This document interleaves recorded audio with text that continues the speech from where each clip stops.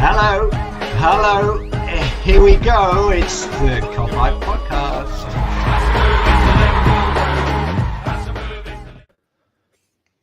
What is happening, Reds? Welcome back to the Cop-Out Podcast. I know it's been a long time. I think it's been, 5 months, maybe more, but we're back for another pod, and I thought it'd be a nice time to do it because obviously the great news today that Mo Salah has extended his contract for 3 years. So I thought this would be a good chance to jump on and have a little chat about it all and what everyone's feeling about it.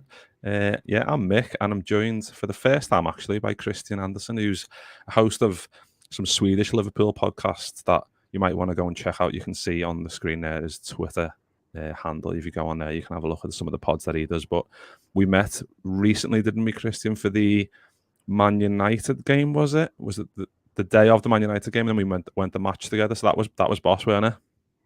Yeah, we've been talking on Twitter for a while, and then I was going over to Liverpool for United game and Everton game for almost a week. And I just thought, we've been chatting for a while, and just if you're up for having a pint, and I thought, yeah, and we met up, and it was a great game, wasn't it? Was it 4-0? Beating Man United 9-0 last season was not bad. So yeah. It was good to be back in Liverpool as well after, pandemic and a few years where you couldn't travel and all that, and people had a, tough and hard time. So it's good to be back and see my friends and everything. Yeah, and I was going to say we had a pint. We had a few pints. You had quite a few pints. I had quite a few pints, and I was like, yeah, it's home time for me. Time for the train. Time for home time. But let's have a chat about this news then, Kristian, because obviously earlier today, I think it was, obviously the Salah contract thing's just been going on and on, and we just been saying before we started recording that we were kind of worrying that was going to carry on for the rest of the summer and into next year, and then Salah might have left on a free and all the really bad stuff that you think about, like with contracts and players and players of that quality as well.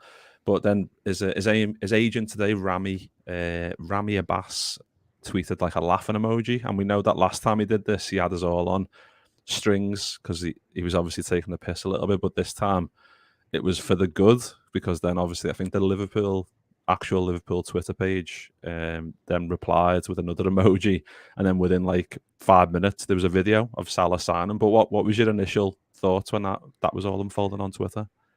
Yeah, I'm still working from home when I can. So, if I have the choice to work from home, I'd rather do that. And I was just sitting in front of a computer and obviously checking Twitter every now and then. It was just saying boom, really, all the accounts you're following, and it was just, happy news, Salah signed a contract, and you were not really prepared for it. So my reaction was just, like the proper get in reaction, if you like, because like you mentioned before, I've been, worried that he would leave on a free next summer, and that we would just have only one season more of his, goal scoring and all that. And I really want him to stay to break more records and all that kind of stuff. But now when he's signed, I just feel that we can, put that to bed and move forward and focus on the football. And I think that it's good for him as well, because it's been going on for a while, and I think it's not good for the club or for him if it takes a long time. So now when it's done, I think we can just relax and enjoy and celebrate, because he's one of the best footballers in the world, and he's a proper Liverpool player as well. He's been there for a couple of years now, and I think he made the right decision to stay as well. Yeah, he's the 5-season wonder, isn't he? He was the 1-season wonder, turned into 5, and now he could be 8-season wonder. Yeah, something like that. And it's I know you showed a list not long ago on Twitter where he's just like 2 goals behind Michael Owen or something like that, and not far from Kenny Dalglish as well. So yeah, well, I was just going to bring that up actually, because I put another tweet up today about he's 2 behind. So Salah's on 156, Michael Owen's on 158. Got Kenny Dalglish on 172, Fowler on 183, and then Gerrard on 186. Yeah. So he's only 30 behind Gerrard, and he's got 3 years to do it. I think he's normally doing 30 in a season, though. Yeah, I think he does that in one season, doesn't he? To be fair, I think the last 2 seasons he got 31 in both. So, I mean, this is just good that we can do this. We can chat about this, because obviously we were thinking this is going to be his last year, and we're panicking and we're worrying. Obviously, after losing Sadio Mane as well, which is huge, because he's still obviously turned 30. It doesn't mean you fall off the edge of a cliff. It just means that you'd have to be a bit more, I suppose, streetwise with what you can do in terms of your body maybe not being as quick as it once was. But we know that Sadio Mane obviously came as a right winger, moved to a left wing role, then moved to a striker role and performed amazingly from January onwards. And the fact that we lost him, we couldn't really afford to lose Salah, could we, in that regard? Because we need those goals that Salah, like we said, he's guaranteed 25, 30 goals a season, isn't he? Yeah, and they are both, if we talk about Mane and Salah, they are both athletic players. They are in the 30s now, but you look at the likes of Cristiano Ronaldo as well. They stay fit and keep themselves from what you're drinking now. Oh yeah. then they will. It's another time of footballers. They are not done when they are 30, 31. They can keep on going until 35, 36 if they taking care of themselves. And Salah definitely does that, and Mane too. So I think with Salah, he's he will be as good as he's been for the years to come. I'm not worried at all. If you look at him, his photos he's showing on Twitter with his, it's just proper muscles. So it's no worries. I think he's got really great years in him to come, and I think Klopp stated that as well. I think he will only become better. So no, not worried at all. Yeah, it's funny, isn't it, how footy's changed? Because it used to be like get to 30, the players kind of winding down, and now it's like that's your peak years, isn't it? Like we've seen, like you said, with like Ronaldo and Messi and Benzema and Lewandowski, like all the like great strikers have carried on being great up until mid-30s, which is ridiculous, really, the fact that the players can do that these days. But that news about obviously Salah signing, that keeps him at the club until 2025. And I was looking through like some of the key players that we've tied down recently. So we've got Alisson till 2027, Trent till 2025, Van Dijk 2025, Robertson 2026, Fabinho 2026, and Henderson till 2025. So we've got plus 3 years there of a really good core of players. Obviously, you've got like the new players like Nunes and Diaz and Kanate, who are obviously tied down to long contracts as well. So it's a really good base we've got there, and I think getting the Salah deal over the line, that kind of makes it a whole lot better, doesn't it? Especially for how good we can be as a front three, or however we're going to set up this coming season. Yeah, of course, and I think also now when he's going to stay for a couple of more years, it will attract other players to Liverpool. High level players that get a chance to play with him, because he's one of the best players in the world. So if with the fact that he's not going for free next summer and he actually stays, that will help to bring other players in that are high level, I think, because they will look at the front three. Yes, we know Mane went to Bayern Munich, but we went to and buy Nunes, and I think when we look at Diaz, Salah, and you got Jota in there as well, players will look at that and think, I want to play with them, and with Trent as well. Being young, being a scouser as well, it's just, looking at the team, and I think many players out there just thinking, I want to play for Klopp, I will play with these players, and Salah is definitely one player that I think many players would like to play with. So, it's just good business from the club. I know he's probably going to have, what did he say, like £350,000 a week, but someone has to have it at some point, and I think he's probably the right player to have it. We can't affect the economics of the club, or what they're gonna give players for salaries. So it's just enjoy it, and celebrate that he's got a new contract for us. Yeah, and I think I read something earlier, I don't know how true it was from a journal about Mane leaving kind of gave Liverpool like the funds to then go a little bit higher with the Salah. Obviously, like you said, it's 350, but I think that can go even higher with. It's obviously quite slanted in terms of like personal goals. So if he scores, I don't know, 25 goals, he'll get quite a bit as well. Which I imagine his contract's already full of those anyway, because he's so driven to beat records, and if he wants to keep doing that and he can get the financial rewards for it, it's double whammy, isn't it? So it's good for him and it's good for us, which works perfectly.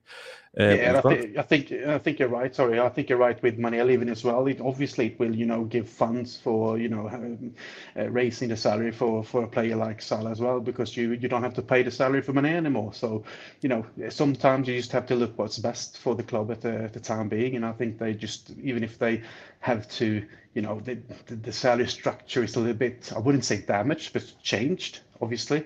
But looking at all the goals he scores for us and how important he's been for us, all the things he's won, he just deserves it. So I think it's just great that they got it done and that we can put it to bed now.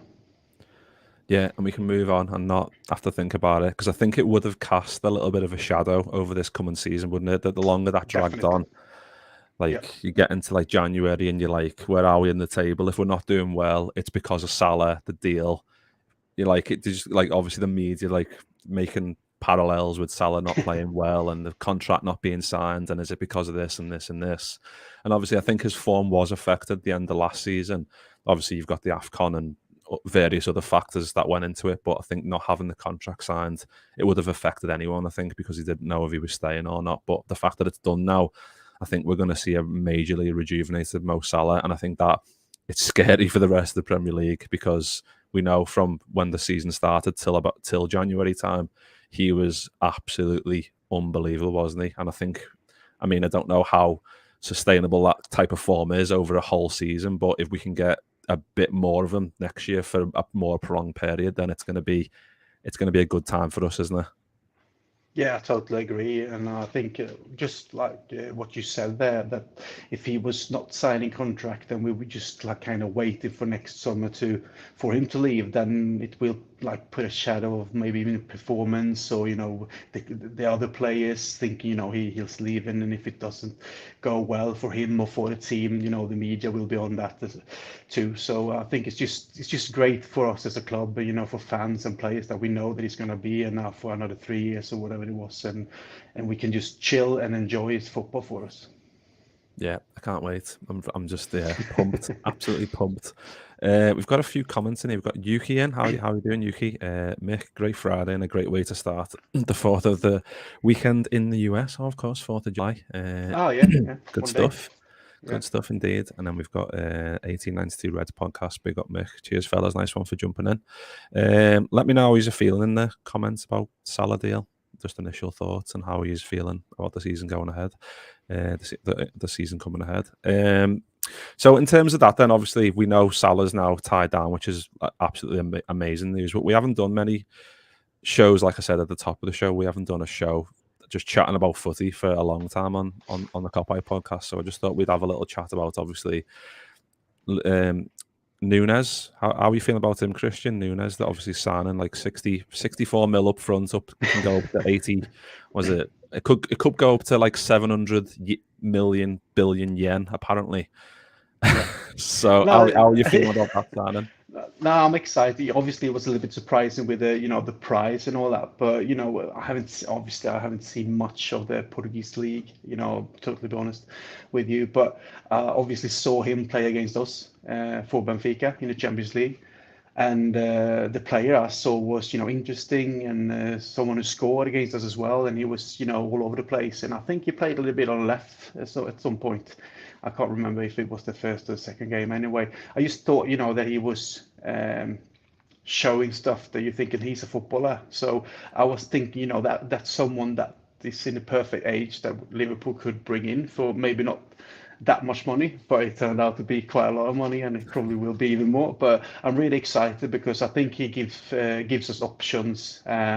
Obviously, that we had with Origi, and now he's gone as well. But Nunes can play on the left. He can play as a striker as well. So obviously, with Klopp, I don't know if he's going to change systems, but he got the opportunity to do it if we need to. He's coming back. Let's see if he comes back. But yeah, what have we got here? Oh, here he is. What happened? I don't know if it was it might have been my connection, or I don't know if it was your connection. I don't know. Can you hear me now?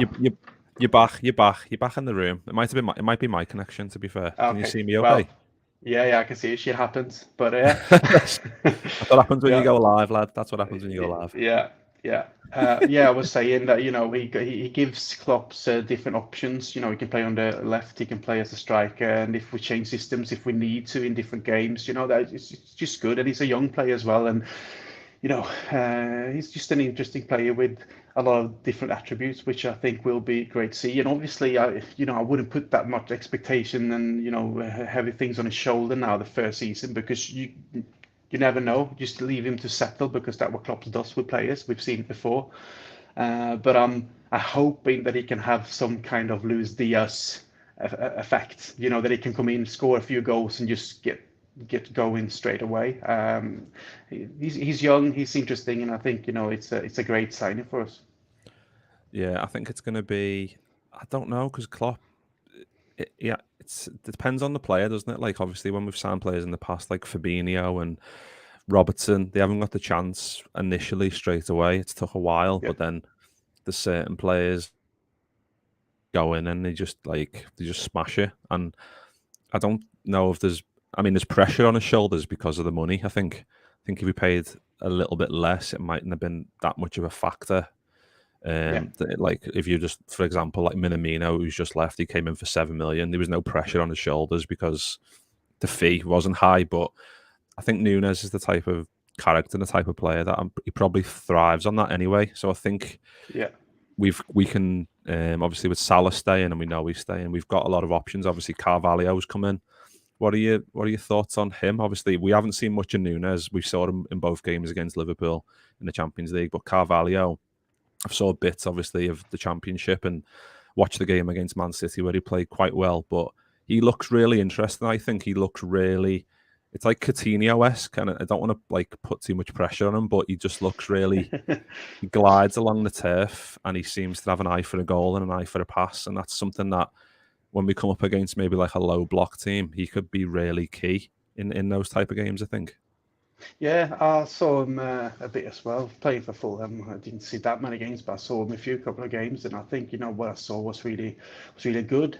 He's also very young and exciting. I think that he, just like I say, he gives us a little bit of Coutinho feeling. The way he plays, the way he has the ball at his feet, and the way he passes the ball as well. And he comes in from coming from an angle, shooting, passing.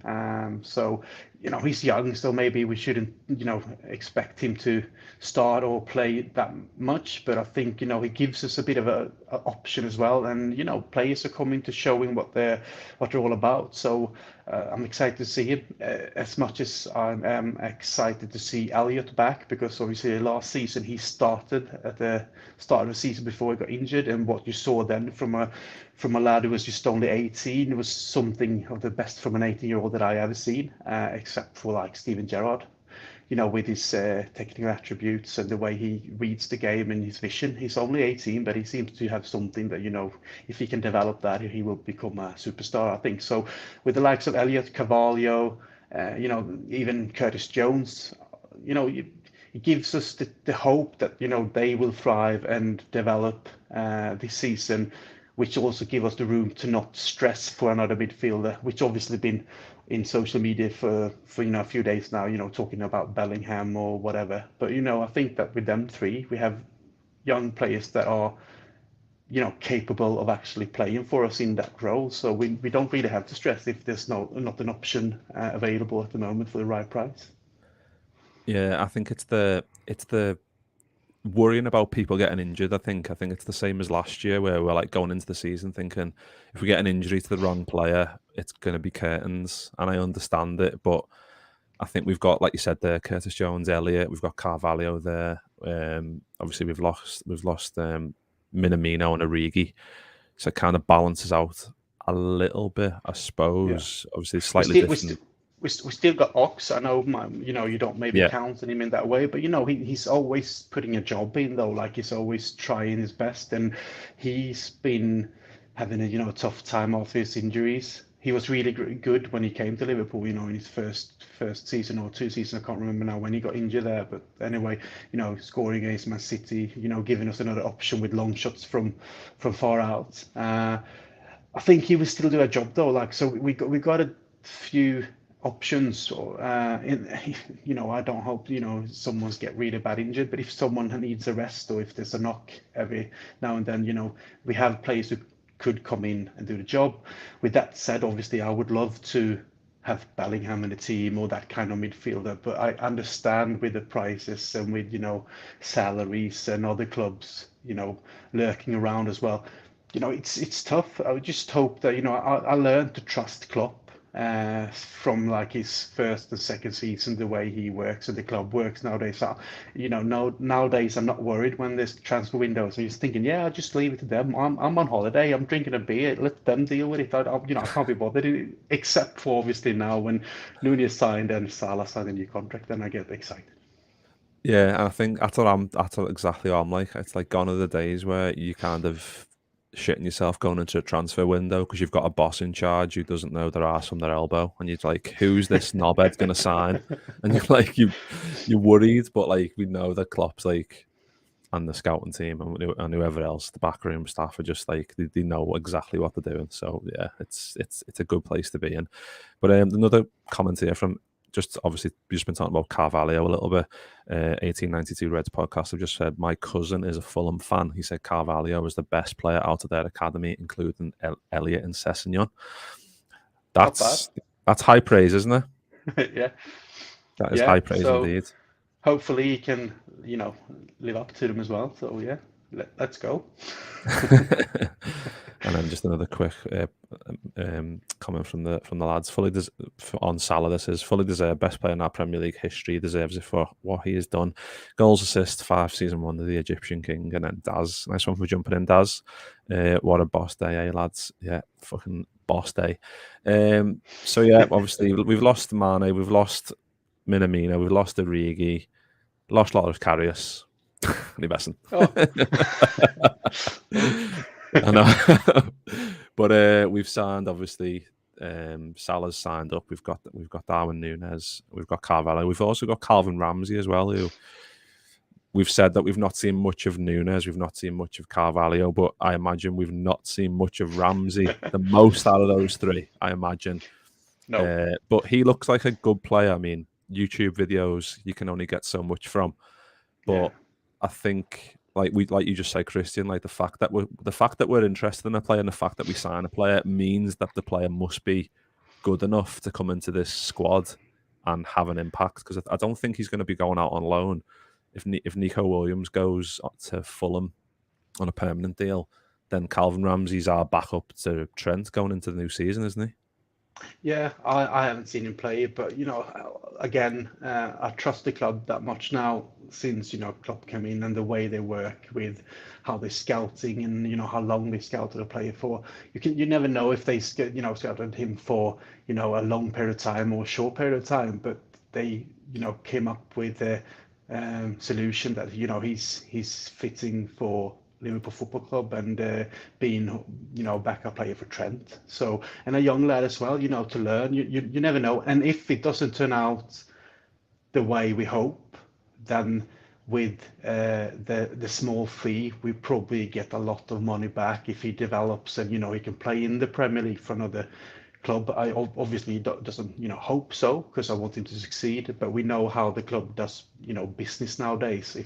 If we buy him quite cheap, he develops, he's a good player, we can sell him on, just like we did with Minamino. We're probably going to do with Nico Williams now as well. I think Nottingham Forest is in for him too, so we will earn some money on him if it doesn't turn out to be that he's playing for us. But with that said, obviously he's bought to give backup options for Trent, and also to even put some pressure on him as well. I know Trent will never be put aside, but it's good to just have someone being there and for competing for your position. So exciting with young players. It's always I wouldn't say a risk, but it's always something that would might not turn out the way you want. But in the end of the day, I think if it doesn't, then we will get some good money back for it that we can use. Again, that's the business of football nowadays. So yeah, and I think obviously he turns 19 in like a couple of weeks. So like you said, he's like, I think Carvalho turns 20 soon as well. So there's like they're at that age where it could go wrong, but they're at the right place where it could go very, very right for them. And I think that's the key. We're buying these players with the very high ceilings, and hopefully the only way is up for them. Obviously, if they don't get any bad injuries or anything like that, then they're most likely going to go on a very high trajectory upwards in a good fashion, because that's what Jurgen Klopp does. But speaking of Fulham, obviously we've just talked about Nico Williams being on loan, Carvalho, and then the comment from the lads on him being the best product of the academy. Our first game of the season is against Fulham. It's in 35 days, not that I'm counting or anything. Away at Craven Cottage on the 6th of August. How are you feeling going into that? Obviously, it still feels like a long way away, but the fixtures came out. I think it was last week or the week before. Obviously, we haven't done a show for a while, so we haven't touched on this. But were you happy with that initial first game being away from home at Fulham? Yeah, I think we always people always talk about it's a team that just went up from the Championship, and that's always tough because you don't really know where they are, in terms of quality. But I think Fulham away, it's a good start for us. I think I wouldn't say I would never expect us to just go and win, because that's not me. I'm just thinking you always have to put work in to win. But it's a good start. Hopefully we can go there, get 3 points, and get the start of that season, and then go to Anfield for the second game. So when that came out, I was happy. And like you said, it's like 35 days. I think and feel that I haven't had a proper break from football, though, even though because I was in Liverpool not long ago, and that was hectic and fun. But obviously haven't been for a long time due to the pandemic. But every time the season ends, especially with losing the Champions League final and ending up losing, I wouldn't say losing though, but 1 point behind Man City, you feel very like all your energy is gone. You just need a rest. And nowadays, when football is what it is, with pre-season starting soon, and going away on a playing all the friendlies in Asia or whatever it is, I feel like I can't get a proper break from it. It starts like in a week or something like that again. I think the players coming back now this week. So and then you start to read everything again, and you start to follow, and it's just in the nature being a fan. You can't just put it away. You will read the news, you will follow on Twitter and all that. But I think just a few weeks away from football, I would have liked another 1 or 2 weeks without any, football stuff, except for when Mo Salah, signs a contract. But you know what I mean, with all the stuff coming up with fixture lists, tickets, dealing with, all that kind of stuff. It's like, what can you buy? When can you travel again? For the people who don't know me, I'm Swedish. I'm living in Sweden. I used to live in England for a couple of years, and following Liverpool home and away. So, I feel like home when I come over. But it's always obviously hectic. It's always fun, but you always feel like, oh shit, I need a break, So. But yeah, looking forward to it. Probably in another couple of weeks' time when we start playing again. Yeah, I think. Well, I'm on I've got the fixtures up now, so let's have a look on the first game. Actually, is Man United, a friendly on the 12th of July. So that's only 10 days away. So I think that'll get the juices. Exactly. That'll get the juices flowing, and obviously we've got the Community Shield, 30th of July. We've got another friendly in between the Community Shield and Fulham. I think it's on. When is that? What, the friendly or the Community Shield? No, the friendly. The friendly is the day after the Community Shield. Is it? Yeah, so I imagine that's going to be like a second string. That'll be crazy. That's at Anfield against Strasbourg on the 31st of July. Yeah. The Community Shield's obviously. Well, actually, I said obviously. It's obviously at the King Power Stadium. Obviously, what was it? What's all that about? Yeah. So random. So random. 21st of July, my birthday. Good birthday gift. Sitting down, having a pint, watching the Reds. Yeah, there you go. Perfect. But yeah, Fulham away first. Then we've got Palace at home, Anfield, first Anfield game on the 13th of August.